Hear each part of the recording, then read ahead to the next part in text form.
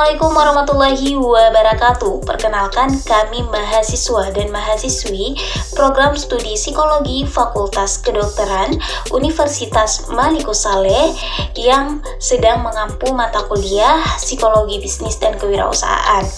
Di sini kami merupakan kelompok 5 yang nantinya akan membahas terkait dengan segmentasi pasar dan internet.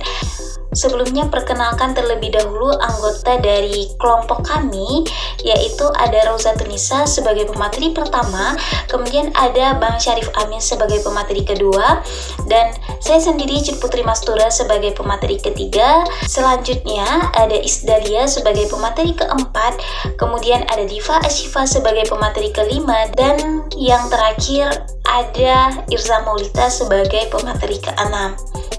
Baik, untuk pembahasan lebih lanjut, langsung saja simak video berikut. Assalamualaikum warahmatullahi wabarakatuh. Saya Rusatun Nisa. Di sini saya akan menjelaskan terkait dengan segmentasi pasar, atau lebih tepatnya yaitu pengertian dari segmentasi pasar. Nah, jadi apa sih segmentasi pasar itu? Jadi kata segmentasi sendiri itu berarti bahwa usaha untuk membagi suatu kelompok populasi menjadi kelompok-kelompok yang dapat dibedakan satu sama lain. Nah, segmentasi pasar menurut Kotler dan Armstrong itu mendefinisikan bahwa segmentasi pasar itu yaitu usaha untuk membagi pasar ke dalam kelompok-kelompok yang dapat dibedakan satu sama lain dalam hal kebutuhan, dalam hal karakteristik, ataupun dalam hal perilaku yang mungkin akan memerlukan produk-produk dan strategi pemasaran tertentu untuk dapat dijangkau. Nah, yang kedua ada pengertian segmentasi pasar menurut Renaldi Kasali. Beliau mendefinisikan segmentasi pasar itu adalah proses mengotak-ngotakkan pasar yang heterogen ke dalam potensial customer yang memiliki kesamaan kebutuhan dan juga kesamaan karakter yang dimiliki respon yang sama dalam membelanjakan uangnya. Nah, jadi pasar yang tersegmentasi dengan baik itu dapat dijangkau dan dilayani secara lebih efisien. Nah, selain itu, pasar yang telah tersegmentasi dengan baik itu dapat lebih mudah dikelola. Kenapa? Karena suatu segmen itu cenderung memberikan respon yang homogen terhadap suatu stimuli. Nah, jadi pengetahuan tentang kebutuhan ataupun tentang karakter dan juga perilaku pasar itu yang telah tersegmentasi itu akan dapat memudahkan pemasar untuk mengelola suatu segmen secara efektif. Nah, jadi segmentasi pasar ini tidak hanya dapat digunakan dalam kegiatan bisnis saja, tetapi dapat juga digunakan di luar dari kegiatan bisnis. Misalnya itu segmentasi pasar itu yang digunakan di luar kegiatan bisnis itu misalnya dapat bertujuan untuk memasyarakatkan suatu undang-undang baru, melakukan kampanye-kampanye sosial, dan juga menyampaikan pesan-pesan politik, serta dapat juga menggairahkan kehidupan beragama dan mendidik para siswa. Nah, jadi dapat disimpulkan bahwa segmentasi pasar itu adalah merupakan suatu strategi yang dapat diambil oleh sebuah perusahaan untuk membagi kelompok-kelompok konsumennya itu yang memiliki perbedaan kebutuhan, perbedaan karakteristik, ataupun perbedaan perilaku yang berada di dalam suatu pasar tertentu. Nah, jadi adapun contoh untuk segmentasi pasar ini, yang pertama itu ada segmentasi pasar produk minuman. Nah, jadi produk minuman ini merupakan salah satu jenis produk dengan segmentasi pasar yang sangat luas. Misalnya itu kita ambil di sini yaitu segmentasi pasar produk Pocari Sweat.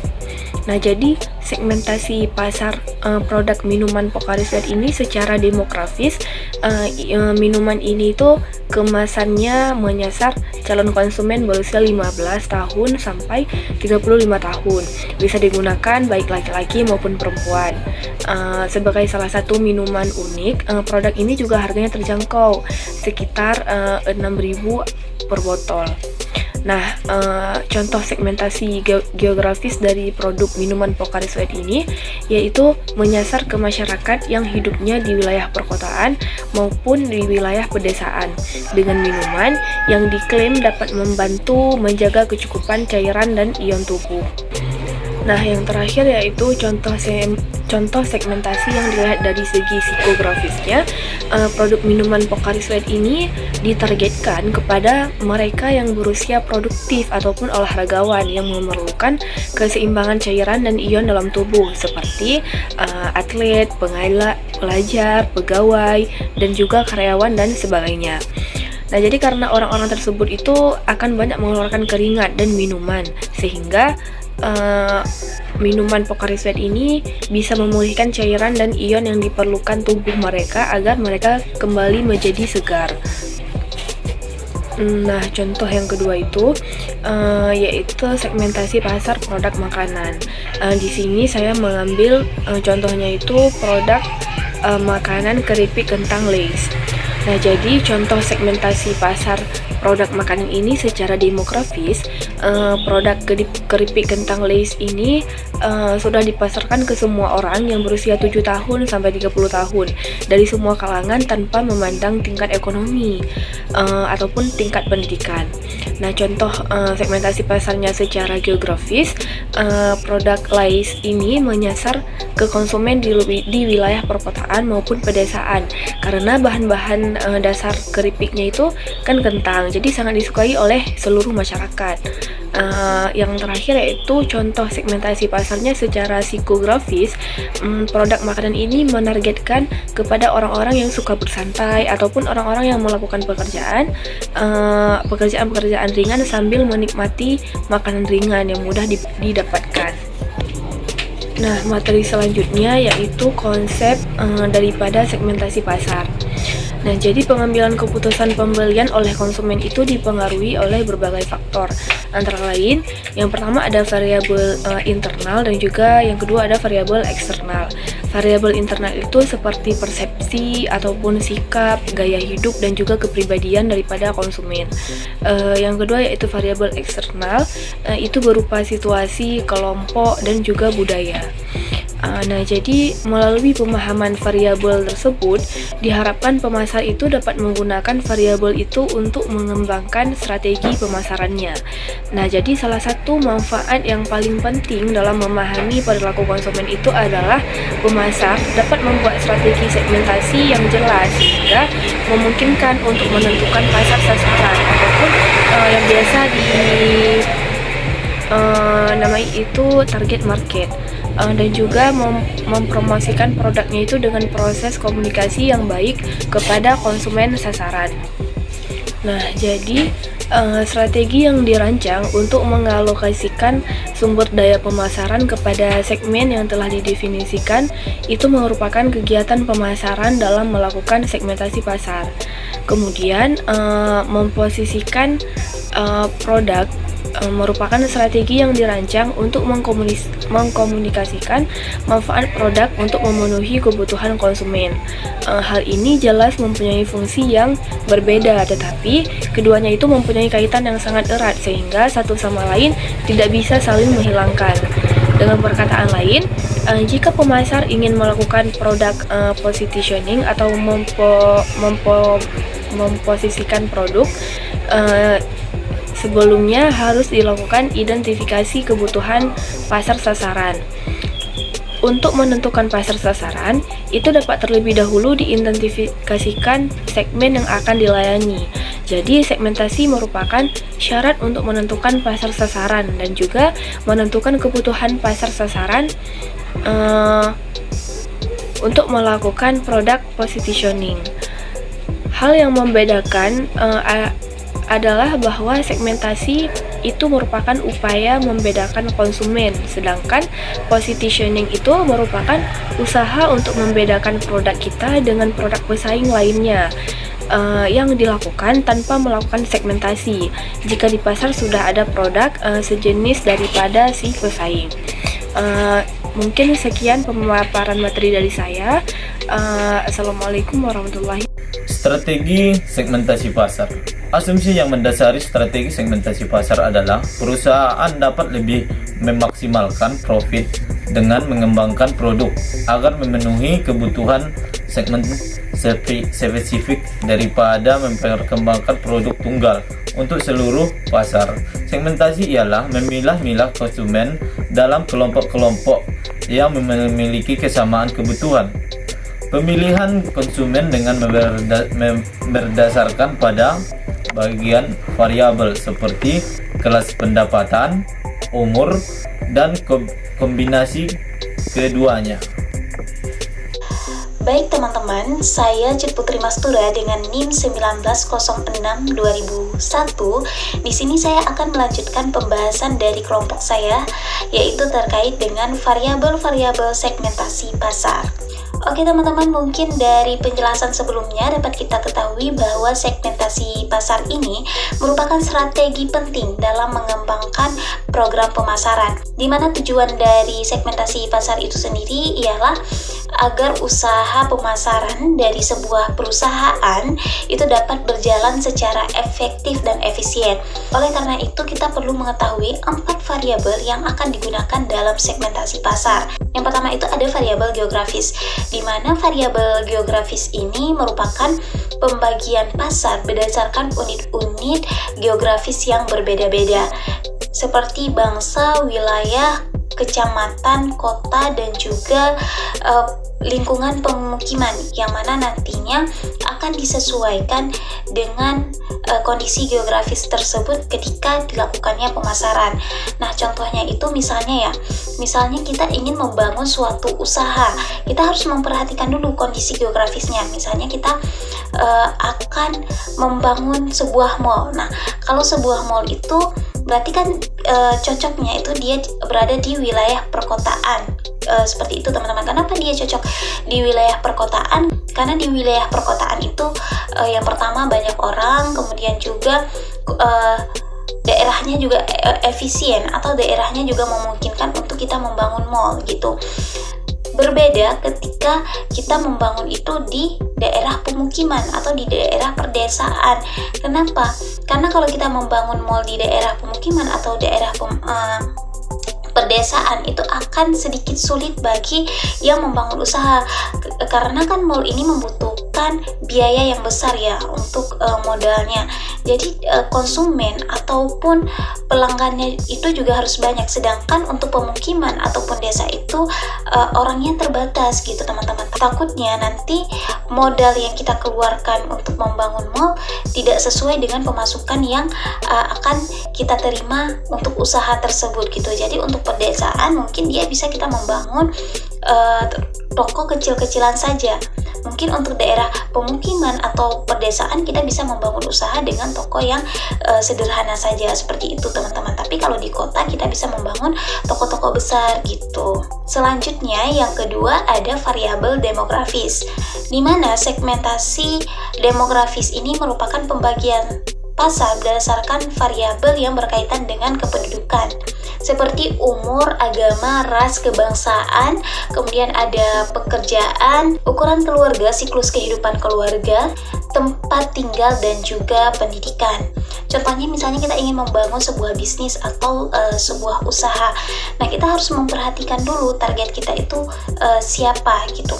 Konsumen kita itu misalnya kita ingin membuat sebuah produk kecantikan. Nah, target kita itu adalah remaja. Misalnya remajanya itu yaitu remaja dari tingkat pendidikan SMP, SMA, dan juga mahasiswi. Target kita seperti itu. Maka kita juga harus menyesuaikan bisnis kita dengan hal tersebut. Kebanyakan konsumen kita itu adalah orang-orang yang beragama Islam, atau kita membangun pemasaran itu di tempat orang yang dominannya agama Islam gitu. Maka kita bisa membuat produk kecantikan yang bahannya berbahan halal, kemudian juga untuk harganya kita sesuaikan juga dengan tingkat ekonomi para remaja, sehingga ketika kita menjual produk itu harganya juga tidak terlalu mahal dan target kita juga dapat tercapai nantinya, begitu teman-teman. Sehingga dikatakan bahwa variabel ini merupakan variabel yang paling mudah daripada variabel-variabel lainnya, menjadi dasar yang paling populer dalam segmentasi pasar.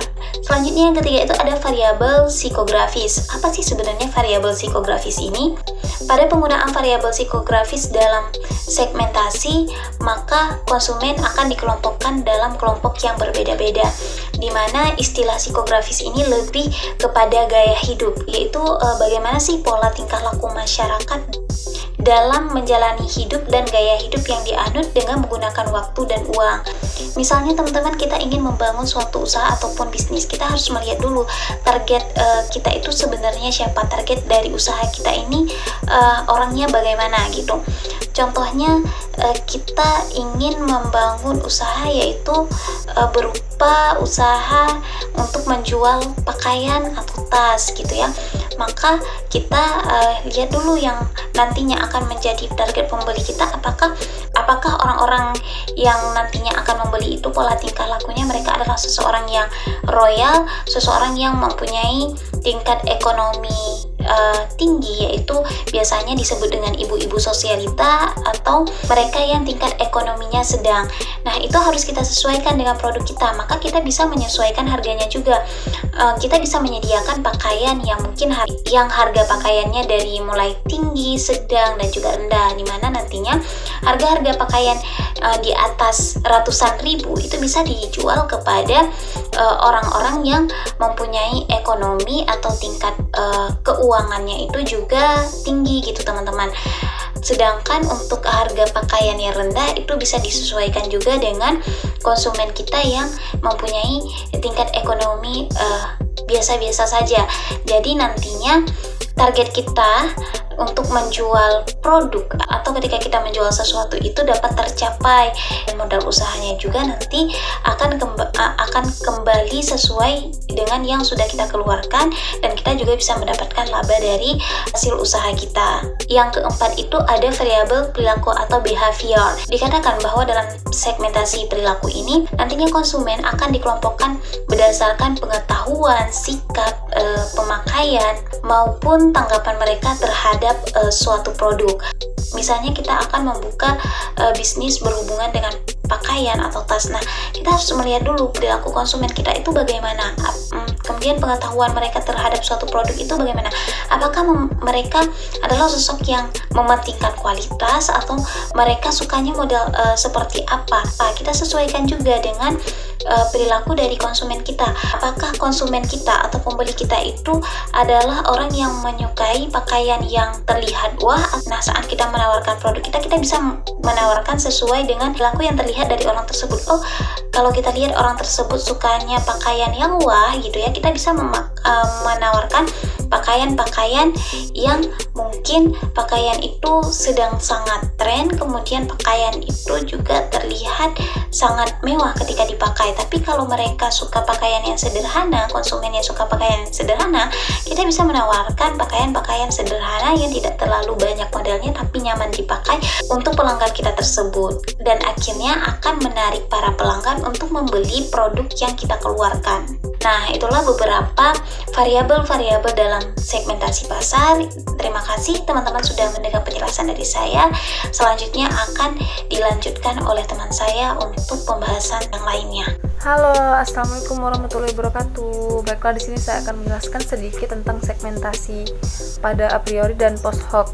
Nah, yang pertama itu ada a priori. Segmentasi a priori ini adalah pendekatan yang dilakukan sebelum suatu survei itu dilakukan. Nah, yang dimana misalnya untuk menghemat biaya dan waktu, kita membagi pasar kita menurut gender, usia, kelas sosial, gaya hidup dan sebagainya. Lalu pendekatan ini tuh kita nggak dapat nggak mengotak-ngotakan pasar sebelum data kita dikumpulkan dan teranalisis. Nah, kemudian segmen-segmennya dibuat, data kita itu dikumpulkan dan dianalisis sesuai dengan atribut-atribut yang kita anggap itu penting.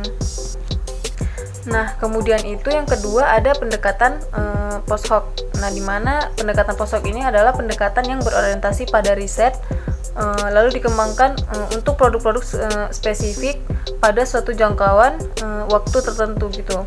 Nah, dengan demikian kita tidak menggunakan segmen-segmen yang dapat diakses oleh seluruh marketer. Nah, pendekatan POSOK ini yaitu pendekatan yang dilakukan oleh pihak-pihak yang berbeda dan dapat menghasilkan segmen yang berbeda-beda pula. Nah, kemudian itu ada syarat-syarat segmentasi yang positif. Nah, perusahaan itu harus menggunakan variabel yang relevan dalam segmentasi pasar agar bermanfaat. Maka segmen yang dihasilkan harus memiliki karakteristik seperti berikut. Sebentar. Nah, yang pertama itu ada segmentasi yang positif itu yang dapat diukur, yaitu dengan ukuran daya beli dan profil segmen yang dihasilkan harus dapat diukur. Yang kedua itu ada segmentasi yang positif itu yang dapat dijangkau. Yang dapat dijangkau itu segmen yang mana yang dapat dijangkau dan dilayani secara efektif. Lalu yang ketiga itu harus yang cukup besar, di mana segmen pasar cukup besar dan cukup menguntungkan apabila digarap. Nah, suatu segmen harus merupakan kelompok homogen terbesar yang paling mungkin gitu, yang berharga untuk diraih dengan program pemasaran yang dirancang khusus untuk pemeriksa dan gak ada gunanya. Contohnya bagi perusahaan manufaktur otomotif untuk mengembangkan mobil bagi orang-orang yang tingginya kurang dari 4 kaki. Nah, yang keempat itu ada yang segmen positif itu ada yang harus berbeda, di mana segmen di sini memiliki karakteristik dan perilaku pembeli yang berbeda dari segmen-segmen lainnya. Kemudian segmen-segmen secara konseptual dapat dipisah-pisahkan dan diberikan tanggapan yang berbeda terhadap elemen dan program bauran pasaran yang berbeda juga. Nah, jika wanita yang telah menikah dan belum menikah memberikan tanggapan yang sama atas penjualan parfum, nah mereka bukanlah segmen yang terpisah. Kemudian yang terakhir itu yang bagus itu yang harus dapat digarap.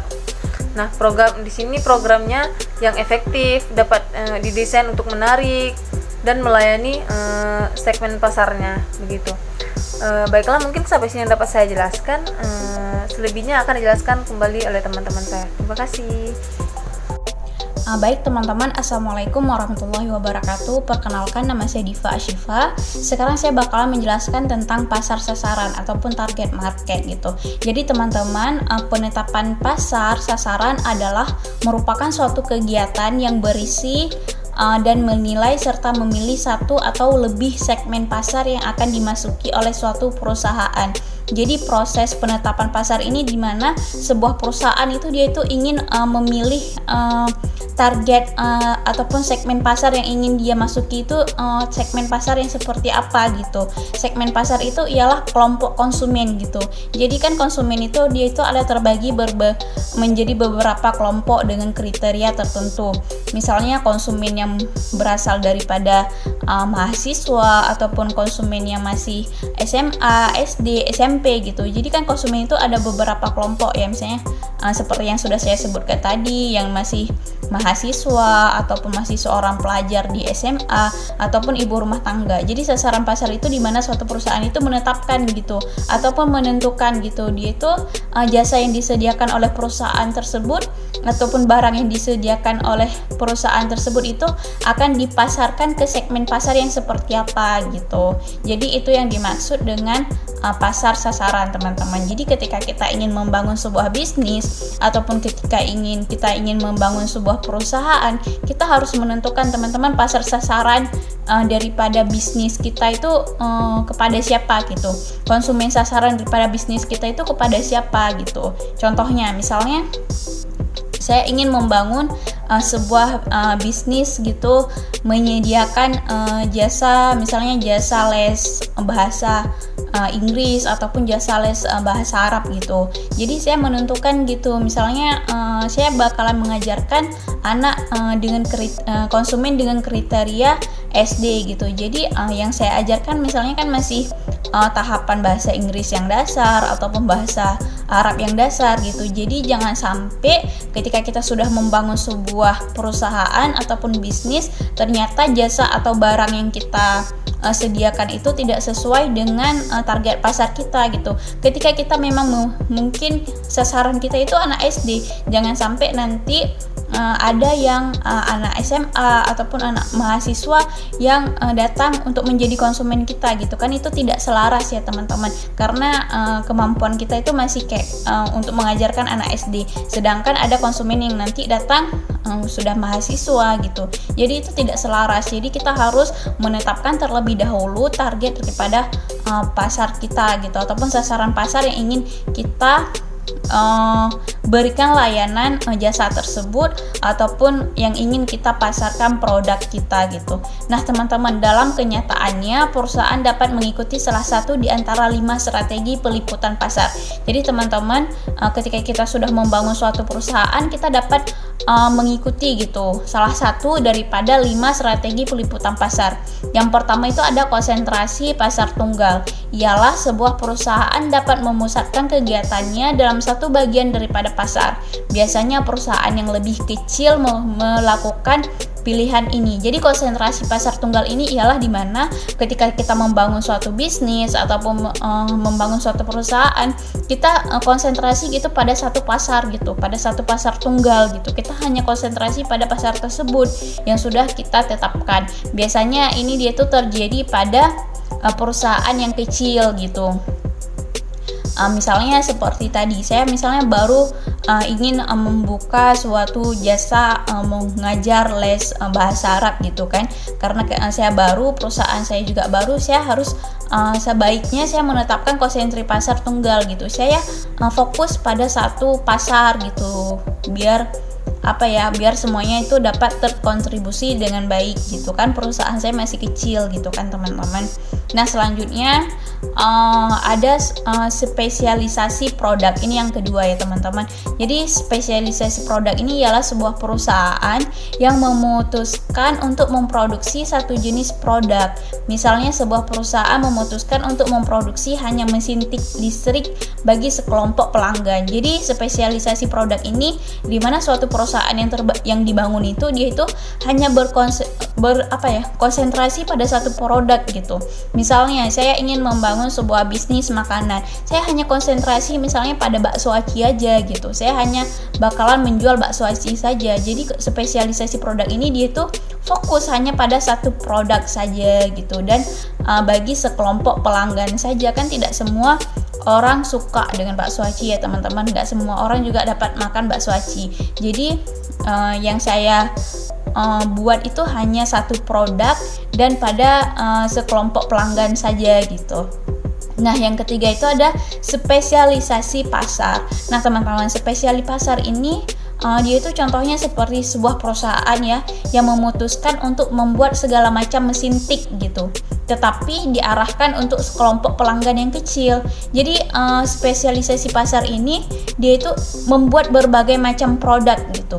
Kalau tadi yang spesialisasi produk dia itu hanya membuat satu produk, tapi kalau spesialisasi pasar ini dia itu membuat berbagai macam produk. Contohnya seperti saya tadi, saya ingin membuka bisnis di bagian kuliner dan saya ingin buat bakso aci. Ada bakso aci, misalnya ada cimol, ada dessert box gitu. Jadi produk saya itu banyak gitu, tapi hanya diarahkan pada kelompok pelanggan kecil gitu. Misalnya saya hanya target pasar saya hanya mahasiswa saja, ataupun target pasar saya hanya siswa SMA saja gitu. Itu yang dimaksud dengan spesialisasi pasar, di mana produk yang dihasilkan itu berbagai macam, namun diarahkan hanya untuk sekelompok pelanggan yang kecil gitu. Nah selanjutnya yang keempat itu ada spesialisasi selektif. Jadi spesialisasi selektif adalah sebuah perusahaan yang bergerak dalam berbagai kegiatan usaha. Dia itu tidak ada hubungannya dengan yang lainnya, kecuali bahwa setiap kegiatan usaha itu mengandung peluang yang menarik gitu. Nah, spesialisasi selektif ini dia itu kan perusahaan, dia itu bergerak dalam berbagai kegiatan usaha gitu, tidak ada hubungannya dengan yang lain gitu. Jadi dia itu misalnya bergerak pada usaha properti, dia bergerak pada usaha kuliner gitu. Jadi dia itu bergeraknya pada berbagai macam gitu usaha gitu. Dan kecuali bahwa setiap kegiatan usaha itu mengandung peluang yang menarik gitu. Jadi dia itu setiap usaha yang dia kelola itu kan berbagai macam ya tadi teman-teman. Kan berbagai macam gitu usaha yang dikembangkan oleh suatu perusahaan tersebut, tapi tidak ada hubungan di antara satu usaha dengan usaha yang lainnya, tapi setiap usaha itu menarik gitu teman-teman. Misalnya seperti bergerak di bidang, satu usaha bergerak di bidang properti, satu usaha bergerak di bidang kuliner gitu, itu kan tidak ada hubungannya teman-teman ya antara properti dengan kuliner, tetapi itu sama-sama menarik gitu. Nah yang kelima itu peliputan keseluruhan, yaitu yang lazim dilaksanakan oleh industri yang lebih besar untuk mengungguli pasar. Mereka menyediakan sebuah produk untuk setiap orang sesuai dengan daya beli masing-masing.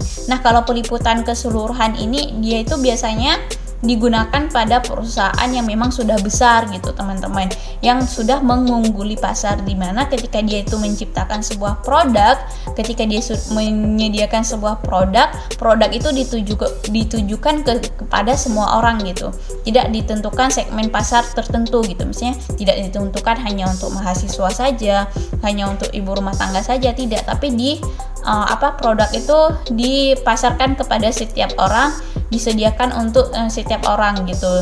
Jadi contohnya seperti produk Aqua teman-teman, minuman mineral yang merek Aqua, itu kan produknya kan disediakan untuk segala kalangan ya teman-teman, dan berasal daripada perusahaan yang besar. Dan itu teman-teman tadi penjelasan 5 strategi peliputan pasar gitu. Yang pertama tadi ada konsentrasi pasar tunggal, yang kedua ada spesialisasi produk, yang ketiga ada spesialisasi pasar, yang keempat ada spesialisasi selektif, dan yang terakhir tadi peliputan keseluruhan. Nah baik teman-teman, selanjutnya saya bakalan menjelaskan tentang penetapan produk ataupun product positioning gitu.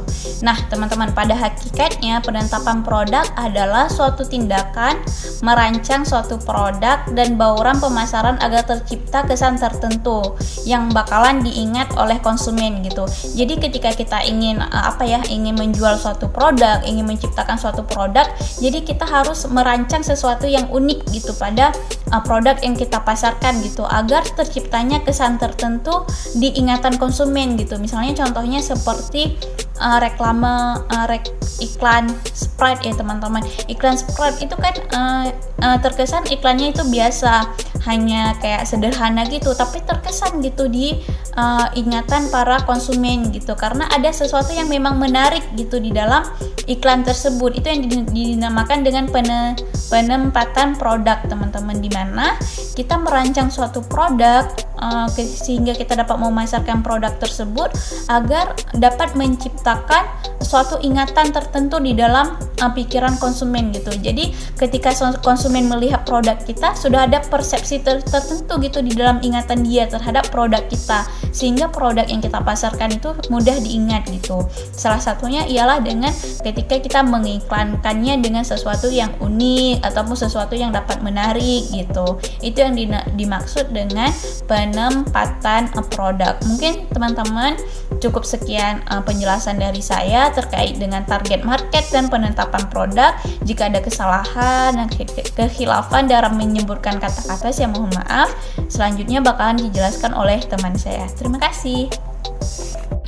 Baik, Assalamualaikum warahmatullahi wabarakatuh. Nah, selanjutnya saya akan menjelaskan terkait dengan children as consumer. Nah, yang pertama itu di dalam children as consumer itu ada yang namanya sosialisasi konsumen dan juga anak sebagai konsumen. Jadi children as consumer ini dapat dikatakan dalam kita melakukan bisnis, banyak pembisnis itu yang menggunakan anak sebagai konsumennya. Sebelumnya harus kita tahu terlebih dahulu apa itu sosial konsumen. Nah, Jadi, sosial konsumen ini merupakan bagian dari keseluruhan sosialisasi yang berlangsung dalam perkembangan individu. Jadi, sosialisasi ini merupakan salah satu ekspresi ataupun ekspresi dari integrasi yang bertahap ke dalam masyarakat sehingga memperoleh norma dan juga aturan sosial. Nah, di dalam sosialisasi konsumen ini, dia merupakan pembelajaran tentang aturan, norma, dan juga kebiasaan dalam proses konsumen yang berhubungan dengan pembelian. Lalu juga dalam sosialisasi konsumen ini, bisa dikatakan bahwa adanya proses di mana kaum muda itu memperoleh keterampilan, pengetahuan, sikap yang relevan dengan fungsi mereka sebagai konsumen di pasar. Nah, seperti yang dikemukakan oleh Watt, dia menyatakan bahwa sosialisasi konsumen ini merupakan proses di mana kaum muda memperoleh keterampilan, pengetahuan, dan juga sifat yang relevan sehingga dapat berfungsi sebagai konsumen di pasar. Nah, sosialisasi konsumen ini penting dilakukan karena dia untuk dapat memahami bagaimana norma-norma sosial yang dipengaruhi budaya dapat dirasakan oleh konsumen dan juga bagaimana konsumen dapat menyesuaikan dan juga dapat mengubah perilakunya menjadi perilaku sebagai seorang konsumen gitu. Nah, selanjutnya itu ada anak sebagai konsumen. Jadi seperti yang sudah dikatakan tadi bahwa banyak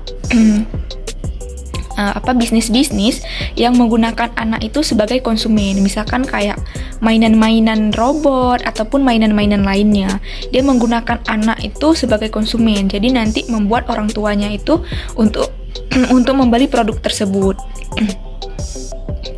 Dapat dikatakan kita lihat saja bahwa anak muncul ke permukaan di media massa dan juga di bidang industri, di mana adanya pengajaran yang menargetkan anak sebagai konsumen. Jadi industri ini dia menargetkan anak sebagai konsumen, mulai dari makanan, sekolah itu kayak perlengkapan yang ada dibuat, misalkan kayak di penggaris tuh ada kartun-kartun. Jadi itu membuat minat memberikan minat kepada anak gitu. Ada juga sampai kursus mainan anak menjamur dan juga berkembang sangat pesat. Kita juga tahu bahkan sekarang itu masih juga sangat berkembang pesat gitu. Kemudian menurut banyak statistik dikatakan bahwa ada pemasaran yang berfokus pada anak-anak yang sangat menguntungkan secara finansial. Pendapatan dari produk yang dirancang untuk anak-anak remaja, dia berkisar dalam miliaran dolar di Amerika Serikat dan juga pound di Inggris. Pendapatan dari produk yang tidak langsung dikeluarkan untuk anak-anak misalkan kayak pakaian, minuman, mainan, makanan cepat saji, permen, majalah, dan juga lain sebagainya. Tetapi dalam pembeliannya itu mereka memilih suara penting karena hal-hal yang tadi itu penting untuk mereka, menurut mereka sendiri. Jadi bisa dikatakan itulah alasan mengapa banyak penelitian memperhatikan sosiali konsumennya itu adalah anak-anak ataupun remaja. Nah, kemudian dalam anak sebagai konsumennya ini dia tuh menggunakan pendekatan kognitif, di mana pendekatan kognitif ini dia fungsinya itu sebagai untuk beradaptasi dengan dunia luar. Jadi anak itu beradaptasi dengan dunia luar karena dipengaruhi oleh dua proses. Yang pertama itu ada akomodasi dan juga asimilasi. Nah, kemudian perilaku konsumen dia dimulai sejak lahir pada perilaku konsumen secara bertahap, seperti yang dikemukakan oleh Piaget, yang dikemukakan bahwa yang pertama itu ada periode perkembangan sensor motorik yang berlangsung dari usia 2 tahun. Kemudian ada juga periode praoperasional yang berlangsung di usia 2-7 tahun, di mana pada periode ini adalah tipikal pembentukan konsep dunia sekitar anak berdasarkan apa yang anak sukai, itu di umur 2-7 tahun. Kemudian yang ketiga itu seorang anak dalam periode operasional konkret, yaitu dia di usia 7-11 tahun, di mana pada usia tersebut bahwa orang lain mungkin memiliki pandangan yang berbeda terhadap berbagai hal. Ada juga Mereka berpikir berada dalam posisi konkret dan demonstratis. Anak mulai menerapkan di usia 7-11 tahun ini, anak mulai menerapkan negosiasi dan persuasi dalam interaksi sosial dengan orang lain. Dan yang keempat itu ada tahap terakhir dalam perkembangan kognitif, yaitu periode operasional formal yang periode ini dia di umur usia 11 tahun ke atas. Dapat ditandai dengan kemampuan anak untuk dapat berpikir secara sistematis dan juga dapat bekerja dengan istilah-istilah abstrak. Jadi bisa dikatakan dengan kata lain, mereka sudah mampu di usia 11 tahun ke atas ini sudah mampu melakukan sebuah bentuk pemikiran abstrak meskipun sisa pemikiran masih ada. Perilaku itu ada alosentrik. Alosentrik ini adalah perilaku yang berpusat pada orang lain. Nah, mungkin sampai di sini saja penjelasan dari saya.